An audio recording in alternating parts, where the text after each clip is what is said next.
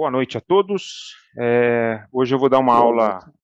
uma aula sobre a Reforma Protestante, né? Um marco na história, uma situação que, né, aconteceu há mais de 500 anos, né? Em 2017 completou 500 anos da Reforma Protestante e teve impactos, né, não só sobre a questão da religião, mas também impactos econômicos, né, impactos políticos, né, na época. E é bom nós conhecermos a nossa história, né? Porque hoje nós somos protestantes, qual é o motivo disso, né? Quais são os impactos que isso geraram e qual o resultado que veio trazer, que trouxe, né, hoje para nós, né? Então eu coloquei a foto aqui do Martinho Lutero, né? Que é uma figura muito importante, né? Foi um dos reformadores. Deixa eu apertar aqui. Ué, deixa eu marcar. Pronto. Ok. A reforma foi no século XVI e teve as suas causas aqui. O que aconteceu, pessoal, naquela época? A Igreja Católica ela estava em crise, né, perante a população da época. O que aconteceu? A Igreja lá atrás, né, ela sofreu por perseguições, né, dos imperadores, né, da época do Império Romano. Depois eles perceberam que a Igreja ela estava crescendo, né, o número de cristãos estava aumentando e depois teve a igreja ficou aliada, né, com o Estado aceitou a igreja, e aí a igreja começou a entrar numa situação confortável, teve a sua expansão, e aí no decorrer dos séculos, né, a igreja tem a sua autoridade máxima, isso acontece até hoje, que é o Papa, e a igreja aos poucos ela foi se perdendo, né, ela foi colocando rituais, foi colocando liturgias fora da Bíblia, né, na igreja, também tivemos na história alguns papas que tiveram filhos, papas que tiveram amantes. Então a igreja ela foi se perdendo da sua essência, né? Então isso foi perdendo a credibilidade da igreja ao decorrer dos séculos, né? Teve uma situação nessa época da reforma que a igreja precisava de dinheiro, né, para a construção da Basílica de São Pedro, né? Então esse foi uma das situações que aconteceu na época, né? Levantamento de dinheiro para a igreja ter a sua expansão, tá? Como eu mencionei, o Papa ele era a principal figura, né? Como até hoje, né? E essa situação estava em crise, né, naquela época. E houve alguns movimentos, antes de acontecer de fato a reforma protestante, houve alguns movimentos, os pré-reformadores, que tentaram de alguma forma é, ter uma reforma na igreja, só que eles foram impedidos, né, de ter esse tipo de mudança na igreja.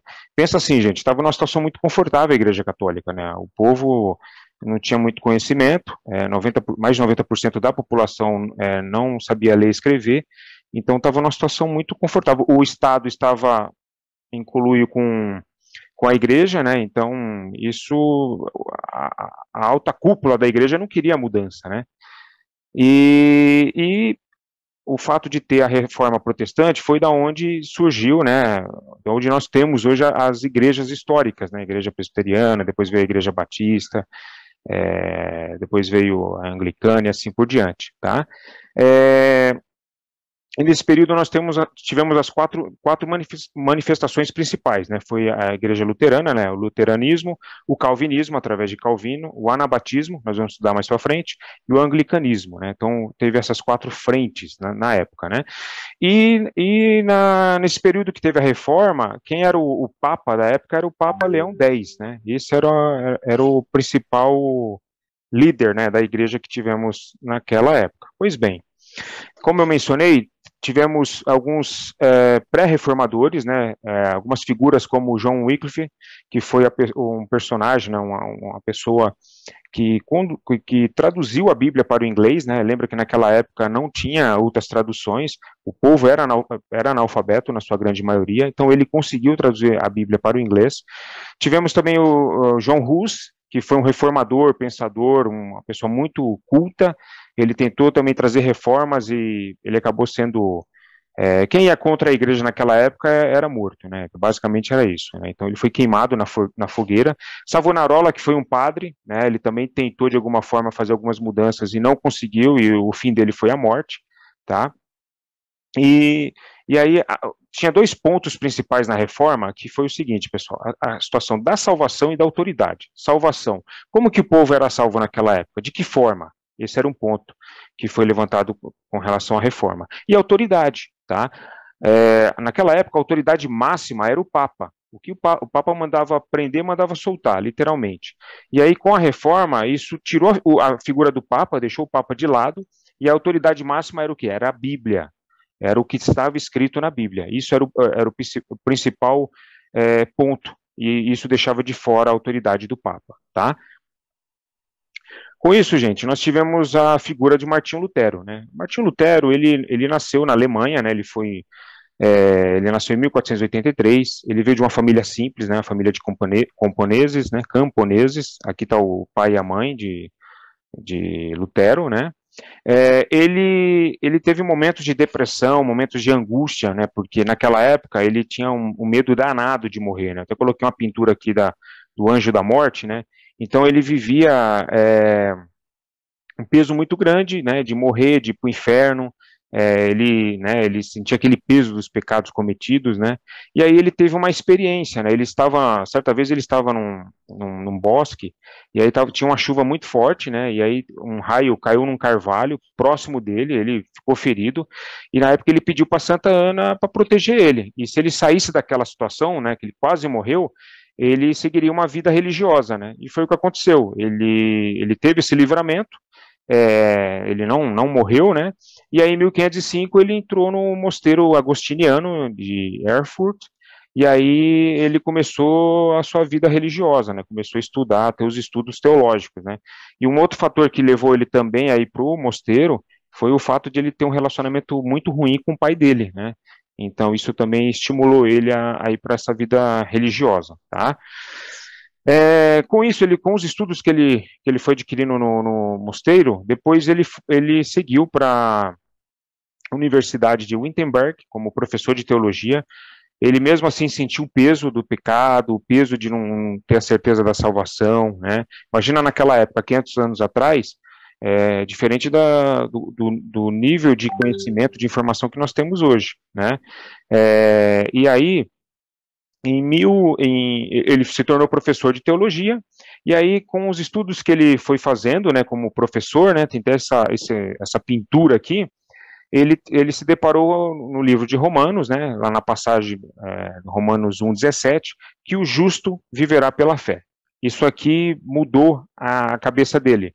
Ele começou a ver, poxa, não adianta eu me martirizar, ele se martirizava muito para poder se libertar dos pecados. Aí você percebe o tamanho do estrago que a igreja acabou fazendo nas pessoas, no sentido de as pessoas estavam muito afastadas da Bíblia, né? E você vê Lutero, que era um professor de teologia, ele passou por muito tempo com esse peso. E aí, com os estudos que ele fez, ele se deparou com essa passagem, o justo viverá pela fé, e aí ele começou a perceber, poxa, a minha fé tem que estar centralizada em Cristo, em mais nada. Com isso, Deus tirou todo o peso do pecado, todo esse peso que ele sofria, e aí ele ficou leve. E aí tem até uma passagem aqui que eu coloquei, que ele escreveu, né, que diz o seguinte, né, a partir de então, a frase, a justiça de Deus não me encheu mais de ódio, mas se tornou indivisivelmente doce em virtude de um grande amor. Ele viu esse grande amor através de Jesus, através da fé centralizada em Cristo. Então isso mudou a cabeça dele, né, ele teve uma virada na vida dele, na fé dele, né. Com isso, lembra que eu mencionei que teve alguns pré-reformadores que tentaram mudar a igreja e não conseguiu. Lutero começou a ver algumas coisas estranhas na igreja, e aí o que aconteceu, gente? Teve o estopim da reforma. Teve esse camarada aqui, o João Tetzel, deixa eu voltar aqui. Ele foi um vendedor de indulgências, né? Ele era um cara, assim, ele era meio escandaloso, né? Então tem essa figura aqui, como que eu oculto isso aqui para cima?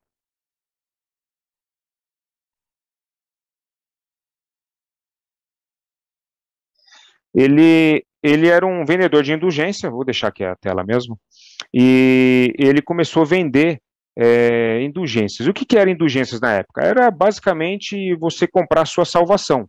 Então a igreja precisava de dinheiro para a reforma da igreja em Roma, E aí João Tetzel começou a vender indulgências. Ele até falava assim, tem uma frase famosa dele, que ele falava assim, que cada moeda que caía nessa caixinha aqui, ó, quando ela batia no fundo da caixa, uma alma sairia do purgatório. Então ele era muito escandaloso e ele forçava a barra no sentido de poder levantar dinheiro, que ele ia até contra algumas doutrinas da Igreja Católica, né? Então Lutero ficou sabendo desse episódio, né? E não concordou. E aí foi o que aconteceu. Lutero, no dia 31 de outubro de 1517, ele foi até a igreja lá de Wittenberg, né, na Alemanha, e pregou as 95 teses, né, que ele definiu. E isso aí virou tipo um viral, que nem hoje nós temos viral, né, nas redes sociais. Lá foi como um viral da época. Ele pregou, né, tem essa pintura aqui, isso e fez com que a igreja visse, né, as teses que ele tinha colocado, mas assim, pessoal, a Lutero nunca quis se desvincular da igreja, ele queria uma reforma, ele amava a igreja católica, então era comum você fazer esse tipo de coisa, que nem no mural de universidade, que você vai lá, prega um papel, que aí você quer fazer um debate, discutir ideias, era isso que Lutero queria fazer, só que a igreja católica achou isso como uma afronta, né? Tem uma tese aqui, que é a tese 82, que eu coloquei aqui em vermelho, que diz o seguinte: se era verdade que o Papa tinha poderes, para tirar uma alma do purgatório, tinha que utilizar esse poder não por razões triviais como a necessidade e de fundos para construir uma igreja, mas simplesmente por amor e assim fazê-lo gratuitamente. Então, Lutero era contra essa situação de você pedir dinheiro em troca de salvação, né? A igreja estava muito fora da realidade da Bíblia, né? Então ele pregou, né, ele colocou ali, ele queria ter um debate, um diálogo, né, digamos assim, com a igreja, né, e só que isso aí gerou um certo desconforto, né. O que aconteceu? O Papa mandou um documento para Lutero, para ele poder se retratar das 95 teses. Ele recebeu, né, esse documento, tem essa pintura aqui, e aí o que ele fez? Ele não compareceu à Igreja Católica. Ele pegou esse documento, rasgou e queimou numa fogueira. E aí foi um racha que ele teve na igreja. Aí, de agora em diante, ele teve um racha com a igreja ela vivia em conluio com o governo, né, com o Estado, isso também acabou sendo uma afronta, né, e aí isso acabou declarando dessa forma, um rompimento com a Igreja Católica. Né? Então aí Lutero começou a entrar em perigo, né? Foi uma situação bem delicada. Aí o que aconteceu, gente? Lutero estava correndo risco de morrer, de acontecer algum atentado, de alguém matar ele. E aí o Frederico III, ele sequestrou, entre aspas, Lutero, ele fez uma situação no sentido de capturar Lutero, ele nem sabia, e aí levou para esse castelo de Wartburg.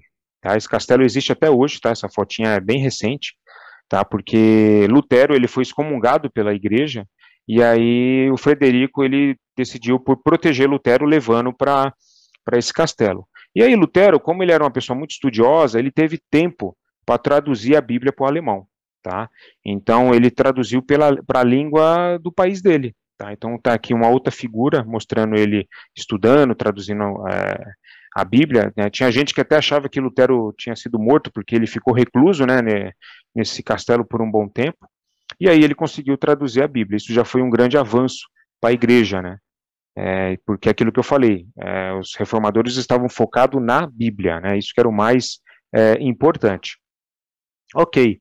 Nós tivemos não só a figura de Lutero, mas também outros reformadores na época. Um deles é Zwinglio, né? Ele nasceu na Suíça em 1484. Ele foi um padre, né? Ele era conhecedor do grego, né? Era uma pessoa muito estudiosa. Além dele ter uma vida religiosa, ele tinha uma vida política também. Então, ele era capelão, ele era padre. Ele tinha na cidade de Zurique, ele tinha trabalhos políticos. Então, ele era uma pessoa muito envolvida, né? Não só com as coisas da igreja, mas também coisas fora da igreja, né? Ele considerava que a igreja só tinha que seguir o que estava exatamente na Bíblia e mais nada, não deveria seguir coisas que algum padre, algum papa tenha acrescentado. Então ele era focado 100% na Bíblia, tá? Ele também era contra qualquer imagem, objeto dentro do templo, dentro da igreja. Então, na igreja dele lá na Suíça, né, em Zurique, não tem nenhuma imagem. Hoje ela se tornou uma igreja protestante, né? Mas na época tinha, ele tirou tudo e aí começou o racha, né? Então foi começando esses levantes, começou com Lutero, aí veio a reforma, começou a se expandir para outros países, foi para a Suíça, e ele também rejeitou essa questão de venda de indulgências, né? E aí o seu fim foi ele acabou morrendo em uma batalha, né? Então ele teve uma contribuição muito grande com a reforma que teve a reforma protestante na Suíça. Aqui é uma foto que eu tenho que mostra aqui uma foto, uma pintura que mostra as pessoas tirando objetos do interior da igreja, né, da igreja de Zwinglio. Aqui é uma foto recente da igreja, né, então é essa a igreja dele, tá, é uma igreja muito bonita, fica numa região bem privilegiada lá em Zurique, tá, então a Suíça se tornou o primeiro estado protestante, né? Então, caso onde vocês tenham a oportunidade de ir para a Suíça, você vai ver lá que tem pouquíssimas igrejas católicas. Lá a predominância é da igreja protestante. Então, Zwinglio tem um papel muito importante pelo fato da Suíça se tornar um país protestante. Ele acabou também abrindo a cabeça das pessoas, então monges e freiras começaram a se casar, né? Então teve aquele rompimento de fato com a Igreja Católica, né? Ele ajudou bastante na questão da educação pública, né? Então nivelou a educação. Naquela época, como eu mencionei, grande parte da população era analfabeta, não tinha acesso à educação, e a reforma protestante, por exemplo, no papel de Zwinglio, fez com que a educação se espalhasse, tá? Então ele contribuiu bastante, tá? E tudo isso foi trazendo o quê? Conhecimento é igual a liberdade, gente. Então, esse rompimento com a Igreja Católica trouxe muitos benefícios para a Igreja e para a sociedade também, como um todo daquela época. Isso se reflete até hoje. Tá? No final, eu vou mostrar um vídeo aqui falando sobre a Reforma Protestante, sobre a parte da educação. Outro fato importante é que as pessoas, com essa liberdade, né, com a mente aberta, começou também a pregar Cristo através dos evangelhos, né, para outras pessoas, né, isso também foi muito importante para a época. Pois bem, com isso, o que aconteceu lá na Suíça?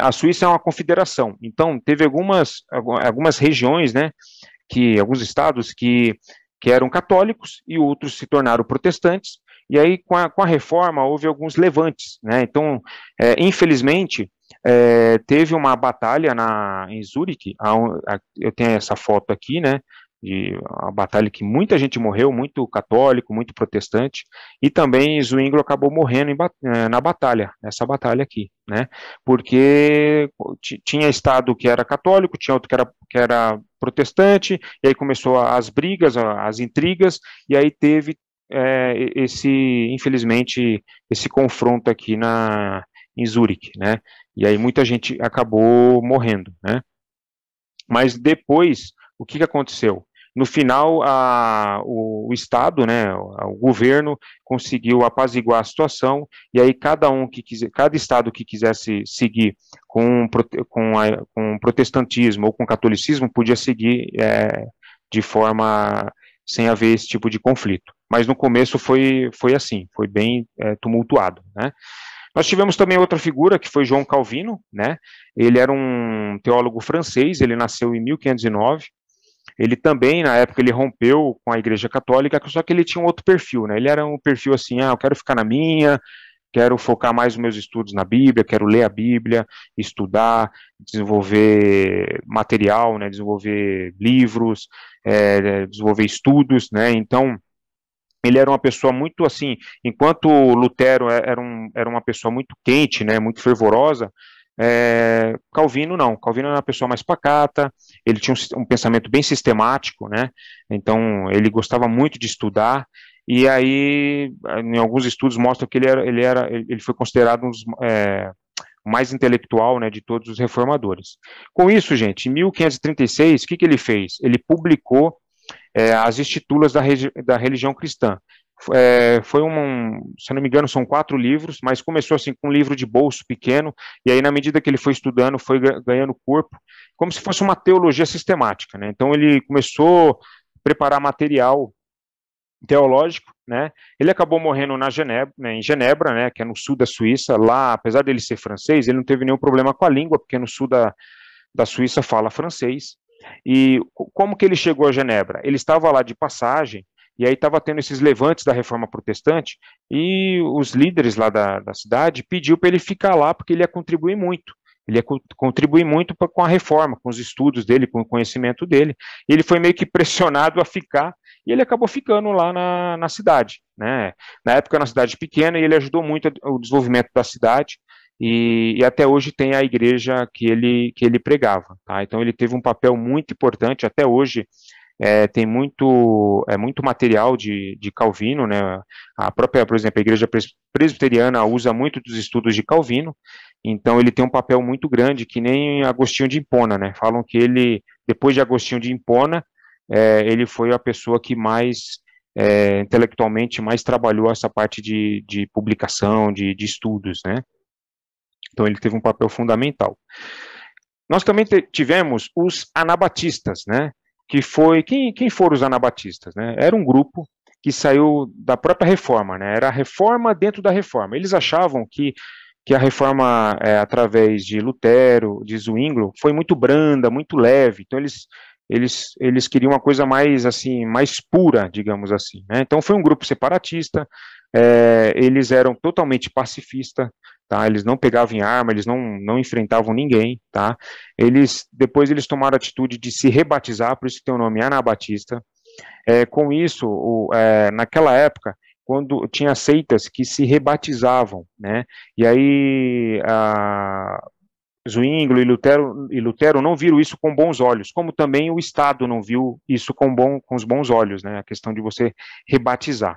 Né, então eles acharam ele como se fosse hereges, né, uma pessoa separada, era um grupo separado, não queriam ter, eles queriam também total separação com o Estado, diferente de Lutero e Zwinglio, que não trabalhava dessa forma. Eles queriam ainda ter o Estado próximo, mas os anabatistas não queriam, e isso acabou enfrentando o Estado. E aí o que aconteceu, gente? Naquela época eles achavam que os anabatistas eram hereges, e aí começou a ter perseguição tanto de católico como de protestante contra os anabatistas, e milhares e milhares de anabatistas morreram afogados. Era até uma coisa irônica, né, porque eles, já que vocês gostam de se rebatizar, então vocês vão ter mais um batismo agora, então vocês vão morrer afogados. Eles morreram sob a espada, foram esquartejados. Então, assim, teve assim uma matança absurda dos anabatistas, né? E aí depois tivemos a figura do Menno Simons, né, que foi um líder dos anabatistas, que aí depois veio a igreja dos menonitas, né? Aqui eu tenho a fotinha dos menonitas, né, que existe até hoje, né? Normalmente eles vivem de forma reclusa, né, vivem no campo, costuma ter uma família grande, né, de bastante filhos, até porque os filhos acabam ajudando na fazenda, né, nas atividades do dia a dia, e eles, né, são bem piedosos, vivem uma vida bem isolada, e eu já tive a experiência de vê-los, né, no aeroporto, assim, é bem peculiar, assim, eles se vestem desse jeito, mas eles são na deles, não brigam com ninguém, vivem a vida deles e são bem piedosos, tá? Nós também tivemos, né, como a reforma foi na Europa, nós tivemos também a reforma na Inglaterra, né? Então, deixa eu aqui, nós tivemos aqui a reforma na Inglaterra. Na Inglaterra foi uma reforma mais política do que espiritual, tá? Diferente dos outros países que foi totalmente espiritual, né? Na Inglaterra foi diferente. Lá naquela época nós tivemos o rei Henrique VIII, né? Ele não conseguia ter filhos, né? Ele queria ter um herdeiro, e aí ele casou com a Catarina de Aragão na época. Ele foi um camarada que casou 6 vezes, né? Então ele casou primeiro com a Catarina de Aragão, não conseguiu ter um filho, homem, com ela. E aí ele pediu para o Papa o divórcio.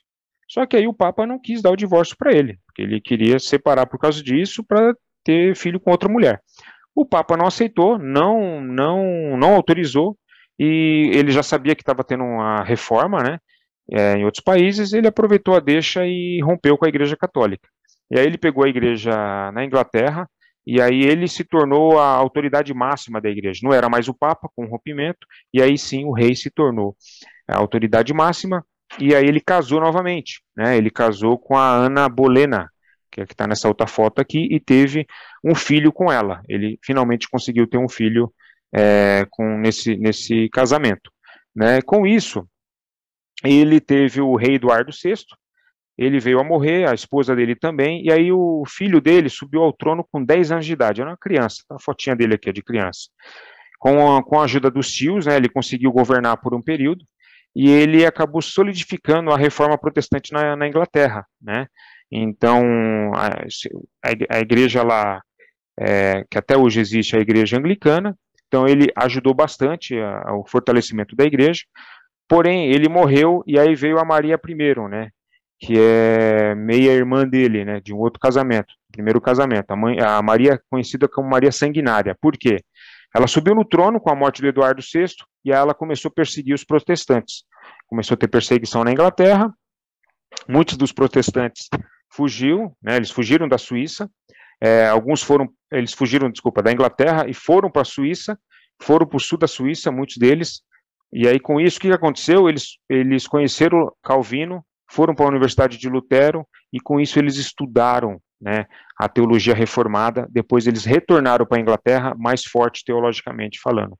Então isso acabou contribuindo no sentido deles buscarem mais conhecimento. Com isso, a Maria I, depois ela morreu, e aí a sua irmã Elizabeth, ela assumiu o trono, e ela era protestante. A Maria I não era, ela era católica, né? E aí com isso apaziguou a situação, e aí houve a reforma na Inglaterra, né? Então até hoje, seja rei, seja rainha, é a autoridade máxima da igreja anglicana, né, lá na Inglaterra, tá? Aqui eu tenho a fotinha da Elizabeth, né? Duas fotos aqui dela, ela foi a rainha. E com isso, pessoal, com todo esse desenvolvimento da reforma protestante, foi criado as 5 solas, né, que eu até trouxe aqui para todos nós aqui refletirmos. Tem aqui a sola fide, que significa somente a fé, ou seja, somente a fé em Cristo, somente a fé no Senhor Jesus. Sola gratia, que é somente a graça de Deus, a salvação pela graça, se não tem rituais, se não tem essa liturgia católica. Somente Cristo, somente a figura de Jesus Cristo, ele é o único Salvador. Não tem Papa, não tem Padre, não tem ninguém que vai te salvar a não ser Cristo. Glória somente a Deus, somente ao Senhor Jesus, nada de glória somente à Igreja Católica. Então, os reformadores, de fato, reformou a Igreja e trouxe o povo a focar somente em Jesus Cristo, a focar somente na Bíblia, somente o que está na Escritura, e por último tivemos aqui somente sola Escritura, que é somente a Bíblia, somente a Escritura. Tá? A Reforma Protestante, ela teve contribuições importantes, né, essas que teve na época e teve hoje também, né? Então, além dessa parte da religião, né, que mudou definitivamente a história do mundo, ela teve liberdade de pensamentos, né? As pessoas começaram a questionar, começaram a estudar a Bíblia. Naquela época teve a prensa de Gutenberg, né? Que aí ele desenvolveu uma prensa que pudesse fazer a Bíblia. Não, a Bíblia era escrita à mão, né? Então demorava muito para você ter uma cópia da Bíblia. Com a prensa de Gutenberg, isso acelerou o processo de tradução da Bíblia, o povo começou a ter acesso à Bíblia, né? E com isso as pessoas tiveram acesso a mais informação, teve liberdade de pensamento, a educação foi nivelada para todo mundo, isso era muito restrito. E aí o fato de você questionar, né? Os reformadores começou a questionar a Igreja Católica, e isso educou o povo a ter um pensamento crítico. É que nem nós temos em Atos, capítulo 17, versículo 11, que mostra lá Paulo pregando, e estava lá os bereanos, né, de Bereia, avaliando as escrituras para ver se o que Paulo estava escrevendo era de fato verdadeiro, era condizente com a Bíblia, né? E também naquela época, né, teve o avanço das universidades, o desenvolvimento de novas universidades, né? E outra coisa importante, gente, a Bíblia começou a ser o foco. Antes da reforma, não era a Bíblia que era o foco. A Igreja Católica estava focada nos rituais, na liturgia católica, e a Bíblia era afastada, até porque as pessoas não tinham acesso, não sabia ler. Então a reforma teve muita contribuição. Esses personagens, né, Lutero, Zwinglio, é, Calvino, entre outros, foram usados por Deus. Apesar de serem pecadores, apesar de Lutero, por exemplo, ele foi uma pessoa que não, ele era antissemita, né? Então ele teve falhas, mas Deus acabou usando, né? Zwinglio, ele foi para a batalha, ele foi conivente na situação dos anabatistas, né, na morte dos anabatistas, mas assim, isso mostra para a gente, pessoal, o quê? Deus pode usar as pessoas, mas as pessoas também têm pecados, né? E Deus acabou usando essa situação para que pudéssemos ter acesso às escrituras, né? Eu vou mostrar aqui um vídeo que eu peguei na internet, deixa eu ver aqui, que mostra que é uma entrevista com um historiador, que ele fala a contribuição da reforma protestante com relação à educação. É bem interessante. Espero que vocês consigam ouvir. Se não estiver ouvindo, vocês já me habilitam o áudio e me fala, tá bom? Deixa eu abrir aqui o vídeo. Hoje com o cientista político Alberto Carlos de Almeida, um pesquisador que pode nos ajudar a entender o que está acontecendo com o Brasil neste momento. Tá, quando Tony Blair foi eleito a primeira vez primeiro-ministro da Inglaterra, ele tinha filhos pequenos, 3, a casa teve que ser adaptada, porque há muito tempo não morava alguém que tinha filho pequeno ou criança. Tá? Porque é uma casa normal, ele não mora num palácio. Está cheio de serviçais. O primeiro-ministro sueco mora num apartamento de 300 metros quadrados. Tá? A população está dizendo o seguinte: eu quero que o dinheiro seja utilizado com eficiência. Vocês estão ali para governar, são nossos empregados. Rigor é isso. Os polícias são nossos empregados. Então, como nossos empregados, vocês não têm que ter nada suntuoso. Vocês têm que ser algo de acordo com o cargo, porém não precisa ser suntuoso. Então, toda essa simbologia é algo que poderia ter uma resposta rápida e iria agradar em muito a população. A população ia dizer: não, mas não importa só a simbologia, tem que ter outras coisas. Tem que ter outras coisas. Medidas efetivas de melhor uso do recurso público. Aliás, rápidas, se eles quiserem, eu espero, os resultados nas urnas. Claro, agora, Gabi, tem uma coisa que é importante. A gente sempre compara o serviço público no Brasil com o serviço público na Suécia. Não dá para comparar. Por que não dá?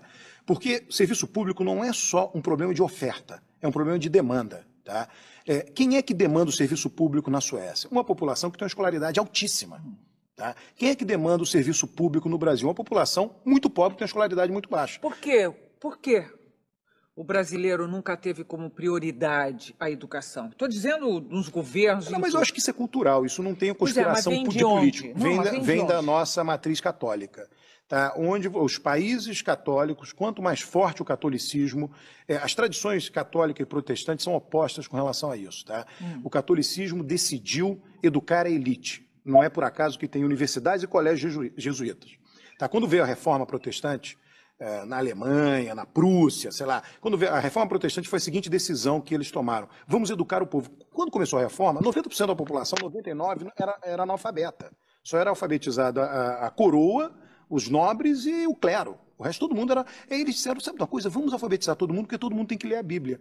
Então, o sistema escolar massificado alemão foi criado numa composição entre a Igreja Luterana e a coroa local, que se converteu ao luteranismo, aí briga de poder. E aí a Igreja Católica começou a fazer vários experimentos para deter o protestantismo. Um deles foi a Companhia de Jesus, que funcionou maravilhosamente bem. Ela disse para os nobres o seguinte: olha, eu dou os professores, você me dá a estrutura, e a gente educa a tua elite. Aí a conversão aconteceu o inverso, eles conseguiram deter o avanço do protestantismo. Mas aí foram criadas duas tradições educacionais, uma para educar a população como um todo e outra para educar a elite. Então, nós somos vinculados a essa tradição. Portugal tem uma das piores escolaridades da Europa, porque é extremamente católico o país. Tá? Isso não é uma conspiração das elites.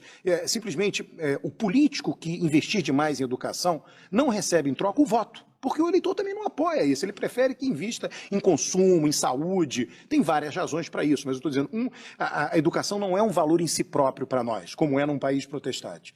A educação para nós é um valor como meio para atingir alguma coisa. Então você vende educação no Brasil dizendo, olha, mais educado você vai ter mais renda, mas não é que seja um valor em si. Tá? Isso é algo que tem a ver com a nossa matriz, isso é cultural.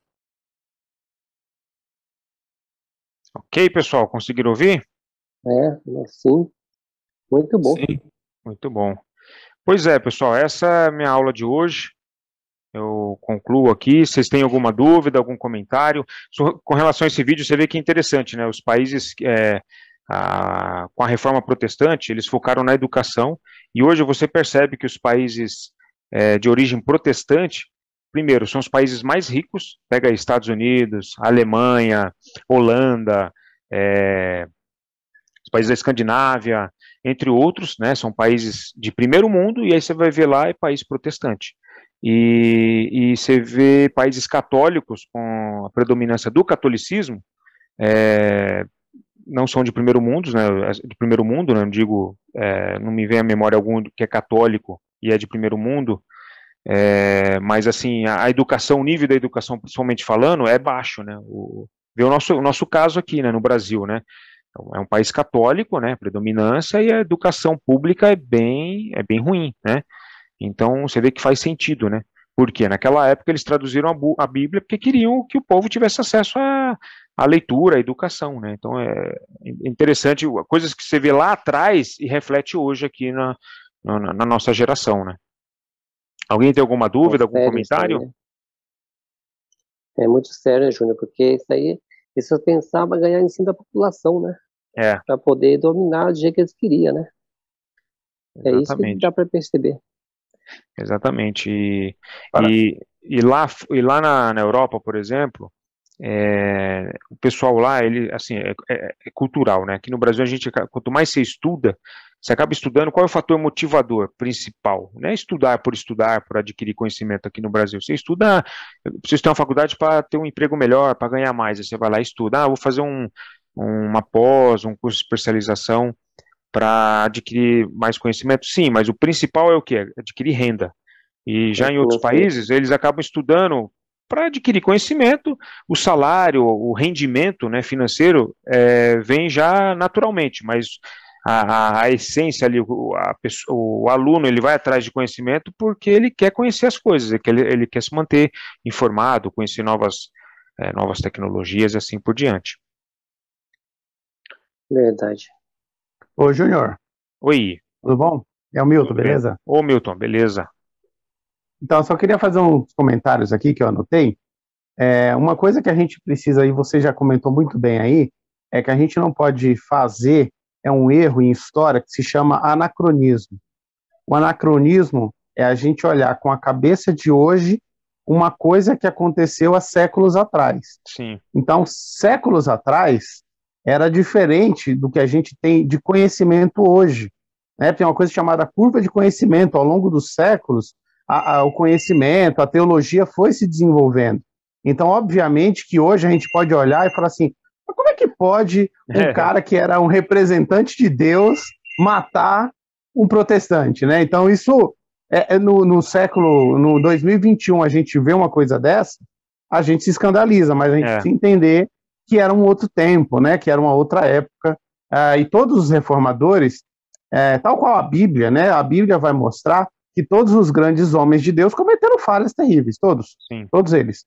E os reformadores, eles caminham aí na mesma, e todos eles, se você for olhar a biografia, tem alguma coisa esquisita lá, que você fala assim, pô, o cara foi um grande homem para o evangelho, mas ele, por exemplo, né, o caso do Martinho Lutero, que escreveu aí contra os judeus, e a gente tem histórias do Calvino também, enquanto político, que aprovou perseguições, tá?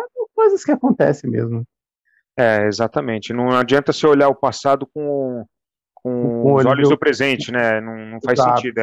Foi um outro momento, um outro mundo. É que nem daqui 300 anos a pessoa vai olhar para a nossa geração e fala, nossa, como eles agiram dessa forma, por quê? É a questão do conhecimento. Você nem precisa ir para tão longe. Quem tem um tempinho de evangelho vai pensar 10, 30 anos atrás, 20 anos atrás, que a gente às vezes debatia coisa na igreja que era proibido, que não podia, e que hoje a gente faz normalmente. Eu sou de uma época que mulher não ia para a igreja de calça, né? Mulher fosse para a igreja de calça era um escândalo, que não podia bater palma na hora do louvor, então. E hoje a gente olha 20 anos depois assim, fala, poxa, mas normal, né? Normal, né? Então acontece. Verdade. Agora, uma coisa que eu queria comentar é uma das coisas que fez com que a reforma ganhasse muita notoriedade é porque ela marca o fim da Idade Média. E uma das coisas mais importantes que está acontecendo nesse período é que, antigamente, quem era o grande poder era o trono, né, era a nobreza, e a igreja, né, os bispos, a igreja. E isso vai acabar com a reforma protestante, ela marca o fim disso, né? Quando chega ali na época do Martinho Lutero, a Europa não existia do jeito que a gente conhece hoje, né? Não chamava nem Alemanha, né? Era país germânico, eles tinham outro nome. Mas o que acontece? Alguns líderes da aristocracia, e o que é aristocracia? É quem não fazia parte da nobreza, não era rei, não era príncipe, não era nada, e nem da igreja. Eles queriam que acabasse esse poder da igreja, eles não queriam ficar debaixo da igreja católica, e tão somente debaixo de um rei ou de um príncipe. Então, muitos desses líderes locais, aí o reino da Europa era todo dividido em condados, eles eram bem divididinhos, assim, eles eram menores, eles apoiaram os protestantes, eles deram, por isso até que o Martinho Lutero foi socorrido por um desses Frederico, que era um desses senhores feudais, né? Eles eram pessoas que cuidavam de pequenas regiões ali, e ele até defendeu e protegeu, e muitos desses reformadores foram protegidos por políticos que queriam, de fato, acabar com a influência da Igreja Católica. Eles já não aguentavam mais os bispos e os papas mandando lá, por isso que eles apoiaram a reforma, até mesmo para acabar com esse poderio aí da Igreja Católica. Entrou na onda, né? Entrou na onda, falou, vamos acabar com isso. E uma das coisas mais legais assim da reforma protestante, para encerrar o que eu tinha para falar, é que quando o Lutero ele traduz a Bíblia para o alemão, a ideia é traduzir a Bíblia. A maior parte dos tradutores dessa época que traduziam a Bíblia, eles não traduziam com efeito de estudo da tradução do hebraico, do original, não era isso. Eles traduziam a Bíblia por uma linguagem popular. Era a Bíblia na mão do povo. Linguagem de hoje. Aí, linguagem de hoje, exato, você chegou no ponto. Porque a gente bate muito nessas traduções simplificadas, a mensagem, Bíblia na linguagem de hoje, a gente bate e tal, porque a gente olha com o olhar do estudioso da Bíblia, que quer a língua no original e tal. Mas a cabeça do reformador era botar a Bíblia na mão do povo, era simplificar. Isso para a Igreja Católica foi terrível, foi terrível. Esse ponto da reforma para a Igreja Católica é assim, a Igreja Católica, quem era representante de Deus era o Papa, eram os padres, os bispos. Né? Os arcebispos. Aí chegam os reformadores e falam assim, não, é só Deus a glória, é só ele que é alguma coisa, nós o resto é tudo servo, todo mundo e ponto, acabou, todo mundo aqui é normal, é igual, e qualquer um pode pregar e ler a Bíblia. Isso aí para a Igreja Católica foi terrível, porque aí tirou da mão do padre, do Papa e dos líderes católicos a exclusividade, eles eram os únicos que poderiam não tinha concorrência, né? Não tinha concorrência, então quem era a verdade? Era o líder da igreja.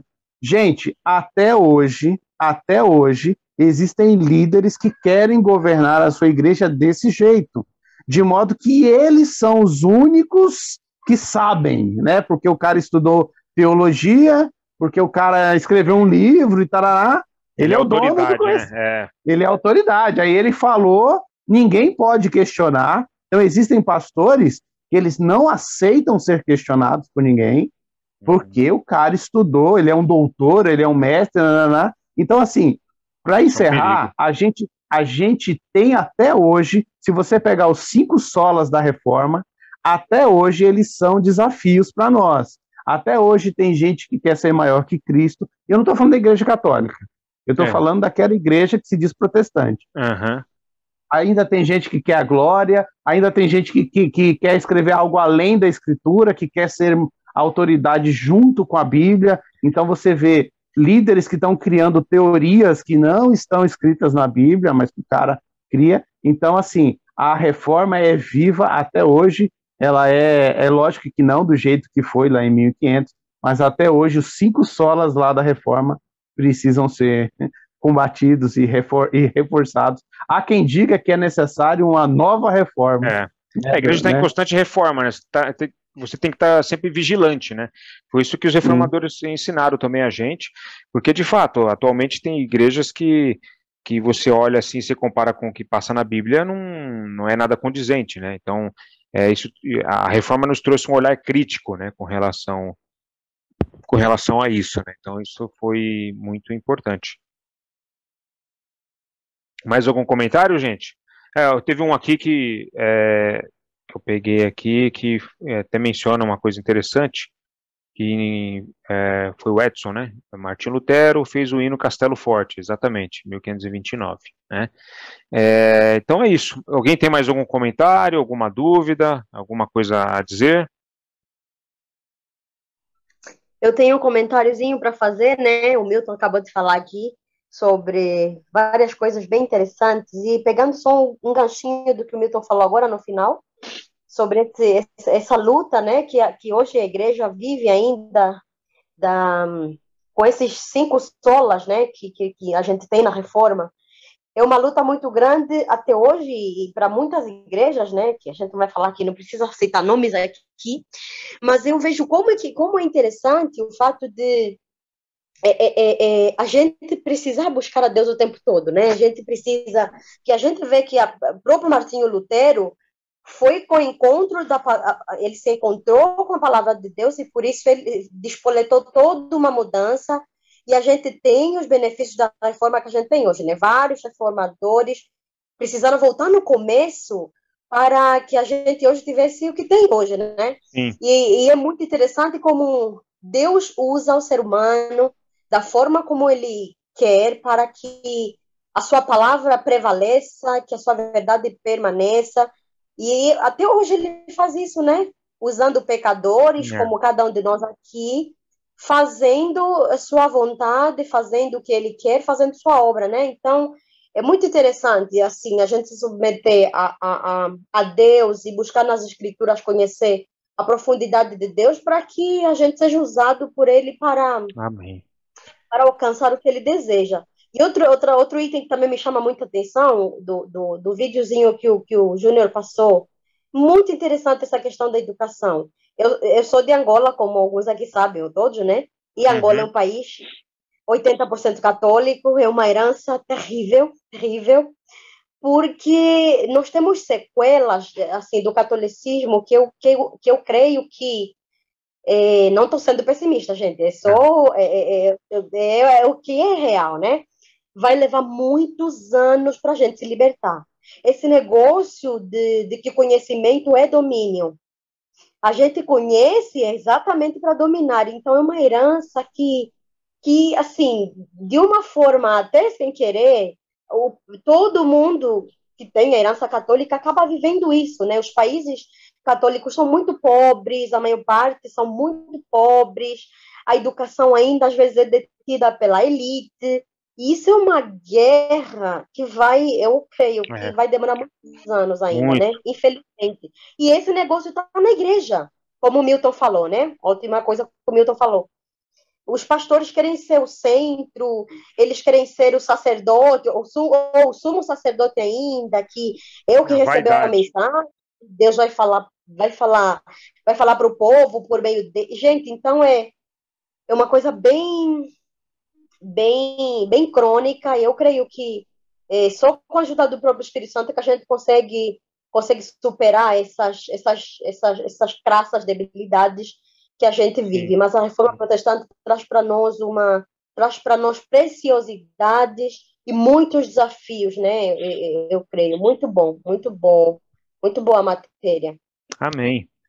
Ok, gente. Estamos então encerrando agora. Agradeço aí a participação de todos, ter disponibilizado o tempo. Eu vou orar aqui para a gente encerrar, né? Depois o vídeo será disponibilizado no YouTube, caso alguém queira assistir novamente ou compartilhar para algum parente, algum amigo, tá bom? Legal. Fechar nossos olhos aqui, para a gente orar. Senhor Deus e Pai, obrigado, Deus, por esse tempo que o Senhor tem nos dado para estudar a Tua Palavra.